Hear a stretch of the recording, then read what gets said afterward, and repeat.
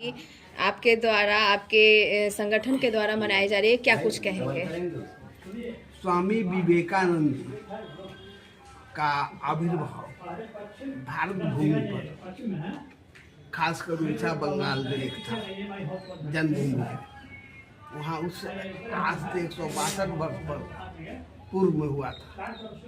देश गुलाम था, अंग्रेजों का शासन था, और शिकागो में जो अमेरिका में हुआ, वहाँ विश्व धर्म संसद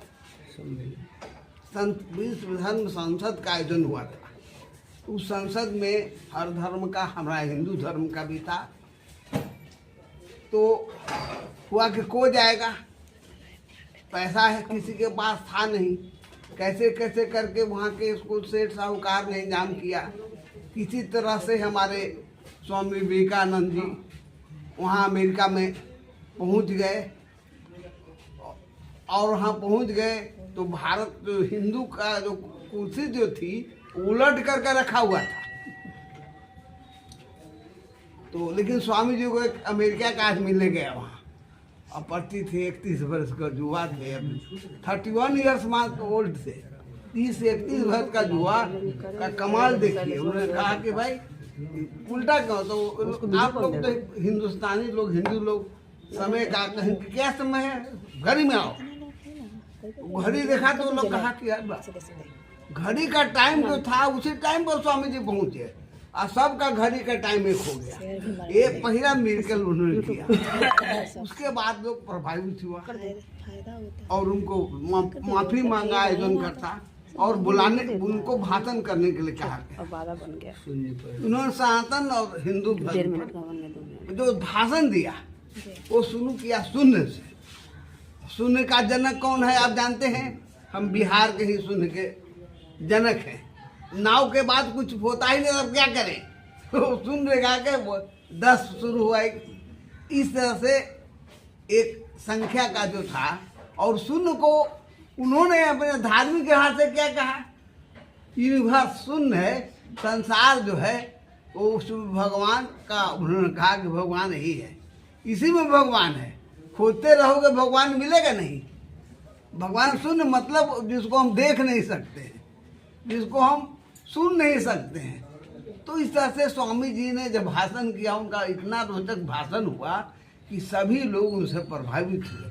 और स्वामी जी करीब करीब अमेरिका में या और यूरोप के देशों में अपना प्रवचन देते हुए 1.5 साल बिताए।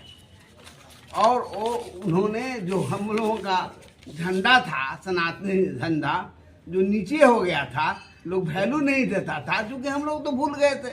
9 सालों तक हम लोग गुलाम रहे। हम लोग अपने को समझ नहीं रहे थे। गोस्वामी तुलसीदास, कबीरदास और सूरदास ने जरूर अकबर के समय में कुछ अपना दिखाया। उस समय सर आपने अपने प्रेस रिलीज में लिखा है कि जेपी आंदोलन से संबंधित जितने भी सेनानी हैं, क्योंकि स्वामी जी ने कहा था, राष्ट्रभक्त बताया था, और राष्ट्रभक्त लोग हैं। जब हम लोगों ने व्यवस्था परिवर्तन की लड़ाई लड़ी और फिर इमरजेंसी आई, इसके कताब जानते हैं, तो व्यवस्था परिवर्तन लोकनायक जयप्रकाश ने हुआ।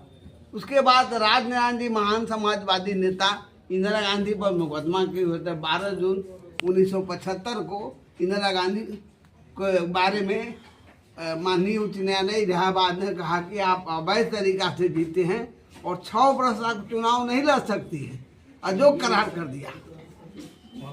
अब इंदिरा जी ने क्या कर दिया? इंदिरा जी ने तानाशाही का परिचय दिया, सो आप परिचित थे। इमरजेंसी लगा दिया। इमरजेंसी कैसे लगा? संविधान तहत नहीं लगा, संविधान को ताक पर रख के इमरजेंसी लगा। और जब न मंत्रिमंडल से पास हुआ, कौन सा मतलब है? हम लोग नहीं बनाते तो चिल्लाते हैं। आप लोग बात कीजिए तो हम किसी बात करें। वीडियो के बारे में जारी है आज भी, ये बताते हैं। क्योंकि इमरजेंसी क्यों लगी थी? एक व्यक्ति विशेष का सत्ता के लिए हम लोग लड़े, सैकड़ों लोग शहीद हो गए, हजारों विकलांग हो गए, और 1.5 लाख से ऊपर लोग जेल में गए, और लाखों लोग भूमिगत रह करके इसके लिए संघर्ष किए, भागते रहे। यहाँ तो वहाँ पर बैठने नहीं देता था। हमारे प्रधानमंत्री जी खुद कहते हैं कि मैं भूमिगत था, और भूमिगत आगे भागते चूंगे कहानी एक बार टीवी पर आप लोगों ने देखा होगा। तो उन्होंने कहा 2014 में प्रधानमंत्री ने घोषणा की राज्यसभा में, उस समय सांसद थे हमारे केसी त्यागी, अभी ये जो संपूर्ण क्रांति राष्ट्रीय मंच है उसके वो है पैट्रोन संरक्षक हैं। उनके उत्तर में प्रधानमंत्री ने कहा कि हम इनको स्वतंत्रता सेनानी के समकक्ष का दर्जा दे करके लोकतंत्र सेनानी घोषित करेंगे, और सारी सुविधाएं जो मिल रहा है स्वतंत्रता सेनानी को प्रदान करेंगे। आज 11 वर्ष बीत गए। डेटा को आपको पढ़कर सुना देते हैं तो ज़्यादा स्पष्ट हो जाएगा। और हमने गया वहाँ पर जंतर मंतर पर हम लोगों ने धरना दिया, बहुत जमघट बड़ा हुआ। लगातार स्वामी जो हमारे हैं सुब्रमण्यम स्वामी वो हमारे मीटिंग में आए, बहुत सारे लोग आए, और इस बड़े पढ़े लिखे लोग आए। कोई प्रभाव प्रधानमंत्री जी पर नहीं पड़ा। अभी दिल्ली में हमारी राष्ट्रीय कोर समिति की बैठक हुई, उसमें निर्णय लिया गया कि 12 फरवरी को जो उस मीटिंग कर है, हम पूरे देश में के जो जिला मुख्यालय हैं धरना दे करके ज्ञापन सुपुर्द करेंगे, और डीएम साहब को कहेंगे कि आप इसको प्रधानमंत्री को भेजिए। हम इस संदर्भ में आपको पढ़ कर सुना देते हैं तो ज़्यादा स्पष्ट हो जाएगा।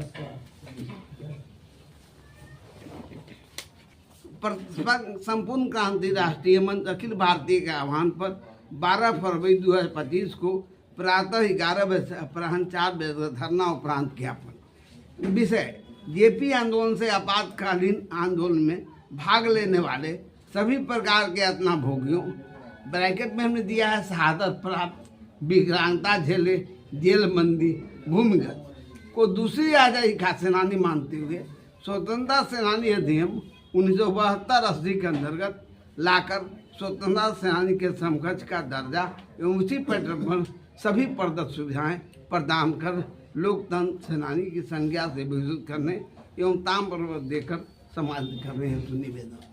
ये हम लोग लगातार 11 वर्षों से करते आ रहे हैं। ये हमारी अंतिम चेतावनी है, नहीं तो हम आपको दे रहे हैं। उपरांत भी आपातकाल के विरुद्ध स्वतंत्रता को बचाने, संविधान के रक्षा और लोकतंत्र की पुनर्वापसी के लिए लड़ने वाले, जिसने सब कुछ न्यौछावर कर दिया, लेकिन आपकी राष्ट्रवादी सरकार या स्वयं उस समय के यातना भोगी रहते हुए भी सम्मानित करने के लिए हमें यातना करना पड़ रहा है। जो आपके लिए वो जो लोग संसद से सख्त गला फाड़ कर आपातकाल के विरोध में भाषण देते हैं, प्रस्ताव का पारित करते हैं, यहाँ तक कि राष्ट्रपति जी भी कोसते हैं, और माननीय कई उच्च न्यायालय जैसे इलाहाबाद, केरल और सर्वोच्च न्यायालय ने भी यदा कदा तानाशाही के विरुद्ध आपातकाल में सताए गए लोगों को सम्मानित करने हेतु केंद्र और राज्य सरकार को अपने दायित्व का निर्वहन और कर्तव्य का पालन कराने का बोझ कराते रहे। फिर भी केंद्र सरकार बहरा शाम की तरह टस से मस नहीं हो रही है। वहीं मात्र 12 राज्य सरकारों ने अपने कर्तव्यों का निर्वहन और नैतिक दायित्वों का पालन कर संवेदनशीलता का परिचय दिया है, और हमें सम्मान पेंशन एवं सुविधाएं प्रदान की है, जिनके तत्कालीन मुख्यमंत्रियों के प्रति हम आभारी हैं। जैसे बिहार, उत्तर प्रदेश सहित कई राज्य सरकारों ने किया है। उनसे भी अनुरोध है कि मध्य प्रदेश सरकार के मॉडल को अपनाते हुए एक रूपता लाने का काम करें, तथा पश्चिम बंगाल, गुजरात, कर्नाटक, तमिलनाडु, केरल, पंजाब, दिल्ली वगैरह से आग्रह है कि जरा सा भी स्वतंत्रता, लोकतंत्र वो और अवस्था में हमें संघर्ष में उतरने को बात नहीं करें, अन्यथा विश्व में आपकी तौहीन होगी, जिससे आपका जस, कीर्ति और सम्मान पर आँच जाएगी। ये हमारा प्रधानमंत्री के मान संबोधन है। मेरा नाम हुआ राम प्रवेश सिंह, जेपी सेनानी, शिक्षाविद, समाजवादी, संपूर्ण क्रांति राष्ट्रीय मुझको मिला है वहाँ हॉल में पूरी एजुकेशन का, भारतीय एजुकेशन सम्मान मिल जाएगा। हम लोग जो कौज के लिए संविधान की रक्षा, स्वतंत्रता की रक्षा और लोकतंत्र की वापसी के लिए जो काम किया, और जिनको मिला है अधिनियम, आप समझ लिए, थोड़ा आप लोग ध्यान दीजिए, नौजवान हैं, उस अधिनियम में बहुत लोगों को दिया जा रहा है, लेकिन हम लोग जो किए हैं राष्ट्र के लिए, आप लोग जो चल रहे